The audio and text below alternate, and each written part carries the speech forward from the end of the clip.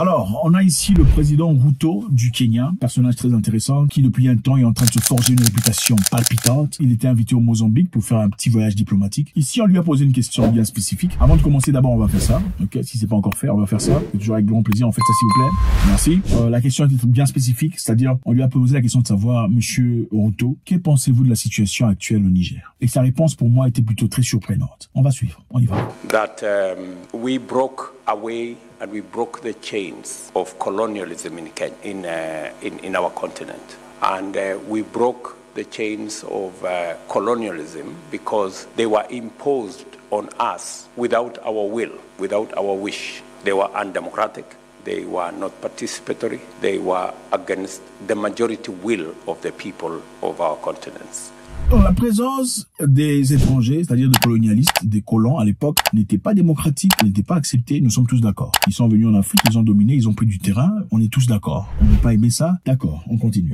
Whether it is the Portuguese here in Mozambique or the British in Kenya, these were wills that were imposed on our people without their consent. Our position is that undemocratic, unconstitutional imposition of the will of any government of whatever nature on the people without their consent is wrong, the same way colonialism was wrong, and that Africa can only proceed into the future if we allow the people of our countries and of our continent to determine their destiny and to choose their leaders in democratic means, using democratic means. The way you do here in Mozambique and the way we do in Kenya and the way it is done in many parts of our continent. And therefore, as a union, in the Africa Union, we are against any undemocratic removal of any government.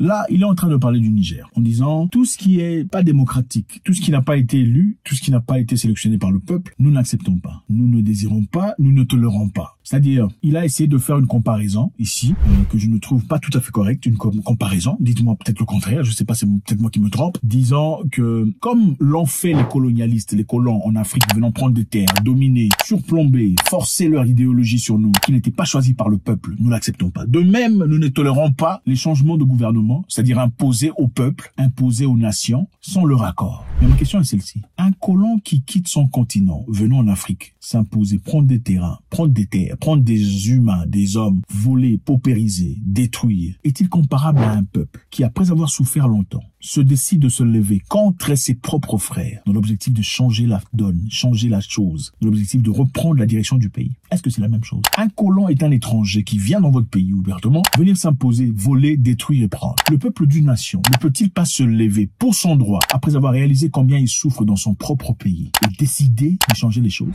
Est-ce que ces deux choses se comparent? Les colons qui viennent dans un pays étranger et le peuple qui se lève pour sa libération. Coups are not a panacea. They are not a solution to the challenges that we have as a continent. They are as undemocratic as the colonial masters. Les coups ne sont pas acceptés, les coups ne sont pas géniaux, les coups sont égaux à ce que les colons ont fait. Je ne sais pas si ça a le même sens, je ne sais pas du tout, on y va. And we are taking a very firm position as nations, as the Africa Union. Any undemocratic removal of any government immediately earns the expulsion from the Africa Union.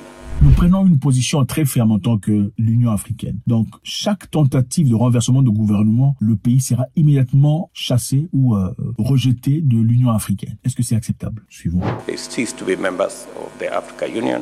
And as I said, ECOWAS, which is part of the building blocks of the Africa Union, is handling the case, for example, in Niger. IGAD is handling the case in Sudan. Because we believe that we should be able to provide a solution as leaders in this continent on matters that concern all our countries.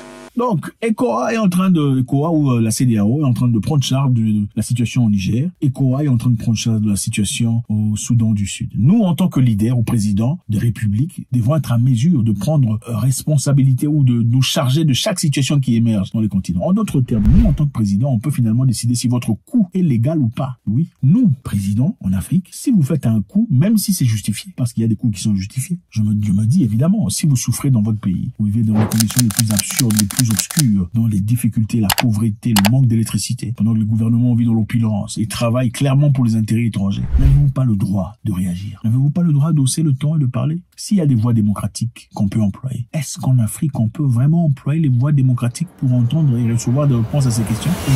En Afrique, ça n'existe nulle part. Peut-être seulement en Afrique du Sud.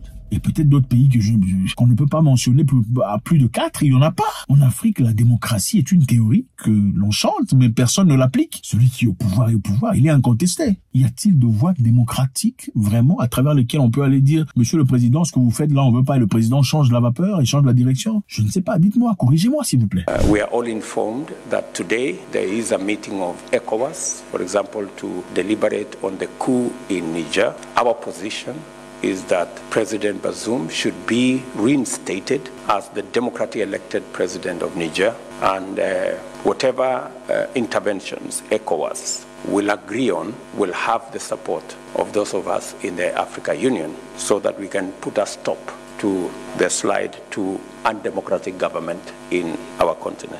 Donc, la CEDEAO a la bénédiction de l'Union africaine. C'est eux qui décideront quel sera le sort de ceux qui sont au pouvoir au Niger aujourd'hui. Et il le dit très clairement. Notre position est celle-ci. Le président Mohamed Bazoum doit être réinstitué, replacé dans ses offices, rebranché dans ses fonctions de président de la République du Niger. Est-ce que la CEDEAO décidera finalement, dans son engagement, que ce soit militaire ou pas, ils auront toute notre bénédiction. Comme ça, ils vont mettre un stop, ils vont arrêter les processus de changement de gouvernement non démocratique. Bon, d'abord, il faut comprendre que en Afrique, la démocratie est une théorie qu'on applique presque jamais, d'accord? Il y a peut-être quelques pays qu'on peut citer comme ça, 2 ou 3, qui vraiment appliquent la démocratie. Les pays où un juge peut rappeler le président de la République à l'ordre après avoir pris une décision. En Afrique du Sud, par exemple, nous savons tous que le juge a demandé l'arrestation du président Poutine. Le président Poutine n'est pas venu parce que le juge a pu implémenter, en tout cas forcer la loi sur le président de la République. Ça, c'est faisable dans votre pays? Non. Est-ce que c'est faisable dans votre pays? Non, ce n'est pas faisable. Le juge risque d'être jeté en tôle, n'est-ce pas? Si pas carrément fini, c'est ça. Alors, quand on nous parle des processus démocratiques, ça sonne très bien. Mais pour une population qui se plaint du 1er au 30, pour une population qui pleure, une population qui subit des conséquences physiques, des conséquences sociales, des conséquences socio-économiques, pour une population qui vit dans la peur, dans la misère, la galère, la trière, comment est-ce qu'on fait pour se faire entendre sans nécessairement être jeté en tôle? Comment est-ce qu'on le fait? Est-ce que c'est-à-dire que les peuples qui souffrent ne peuvent pas réagir désormais, même s'ils sont en train d'être finis, terminés par un gouvernement? Le peuple ne devrait donc pas avoir un mot à dire ou une façon de réagir? Le peuple ne devrait donc plus, de manière réfléchie, prendre la direction de leur destinée? Ou bien la CEDEAO est carrément devenue une organisation qui sert à fermer la bouche des gens, ou carrément taire tous ceux qui essayent de s'élever pour lutter pour le droit des humains, le droit des hommes? D'abord, rentrons un peu derrière.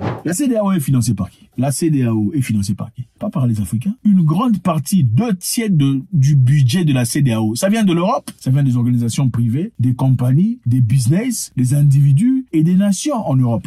C'est l'Europe qui sponsorise la CEDEAO. Comment pouvez-vous me dire qu'une organisation financée par l'étranger peut être libre de ses choix? Ce n'est pas possible. Parce que si vous faites des choses qui vont à l'encontre des intérêts de ces personnes qui vous financent, vous n'aurez plus d'argent de fonctionnement. Pourtant, chaque pays africain est capable de contribuer à l'existence de la CEDEAO. La CEDEAO n'a pas de ressources. Donc, les décisions prises par la CEDEAO doivent aller en accord avec la volonté de ceux qui sponsorisent la CEDEAO. Le président Ruto a fait beaucoup de choses intéressantes, possibles, en tout cas positives, raison pour laquelle j'apprécie en tout cas une partie de ce qu'il fait. Il a carrément permis récemment que beaucoup d'Africains viennent au Kenya sans visa, en tout cas une première pour un pays en Afrique de l'Est. Ceux qui font une partie du East Africa peuvent, donc c'est-à-dire le Rwanda, le Burundi, tout ça peuvent aller sans visa, sans difficulté. C'est une personne qui prône l'unité de l'Afrique. Il pense qu'en ouvrant les portes, en facilitant les choses, ça pourrait faciliter la démarche de beaucoup de personnes, de changement de bien pour une croissance économique. Mais à part ça, je veux savoir, qu'est-ce que vous en pensez? Que pensez-vous de son discours, encourageant la CEDEAO de faire ce que la CEDEAO veut faire au Niger? Faites-moi savoir ce que vous en pensez, c'est toujours avec beaucoup de plaisir que je partage avec vous. Encore une fois, si vous n'avez pas encore fait ça, je vous encourage de le faire avant de partir. Faites votre commentaire, on veut savoir ce que vous en pensez. Et ici, curieusement, je vous rappelle que le président de l'Ouganda avait encouragé l'histoire qui se passe au Niger. Il a dit les Nigériens n'ont pas d'électricité pendant que la France en a. Ça n'a aucun sens. Vous voyez un peu la différence. Et puis je vous rappelle une chose, si vous regardez les vidéos où les présidents africains sont partis en Russie récemment, le président Ruto n'a pas été. Il fait partie des rares présidents qui ne sont pas partis là-bas. Alors serait-il peut-être en train de travailler pour les avantages de l'Occident? Point d'interrogation. Votre commentaire, s'il vous plaît.